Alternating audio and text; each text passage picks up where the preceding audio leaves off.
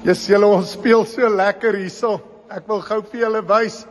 Of kom ons gaan kyk bietjie wat doen Wilco Jones daar. Ek sien hy's besig met die laser welder. So kom ons gaan kyk gou en sien wat daar gebeur. Kom ek gaan wys gou bietjie vir julle. Right, kom ons maak so. Wilco. Waarmee is jy besig? Ag, ek kyk gou of hierdie stainless steel bakkies gaan mooi pas. Wat se bakkies is dit, Boeta? Hey, kyk daar welding. Oeps, hier is bietjie warm. Maar dit is pragtig. Dis met ons laser welding masjienkie. Boeta, wat gaan die wees? O, dis daai krippe van Delaval, né? Ja, in plaas van die plastic sit ons stainless steel en dan van die koeie dit nie deur kan lek.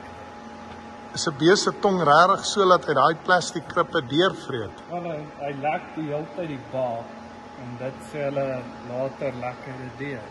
My hel, nou kan ons kyk as jy so 'n bietjie Ja, ek gaan vir jou help vashou. kan ek net nie kyk hier nie. Alright, nee, ek gaan nie kyk nie, maar ek gaan met die ding kyk.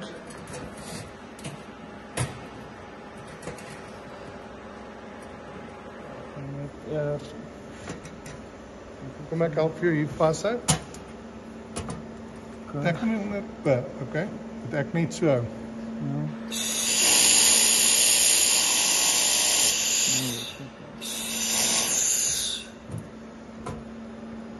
Oeps. Skryf hom net hier af.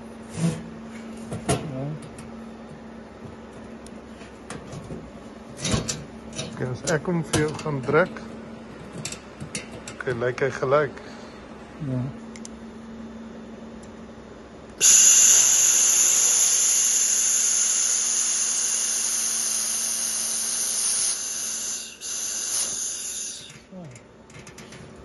Dit is. Joe. En die gappie, as die plaat toedruk kan maak. Ja, dan maak. Dit lyk na 'n gappie, maar as die plaat toedruk. Ja, dit het ons 'n bietjie stroom gejaag. Joe, dit gaan mooi wees. En kyk toevallig hoe pas die hoekies dan nou in. Julle Wilco Jones, jy kan met plate werk, my seun. Right.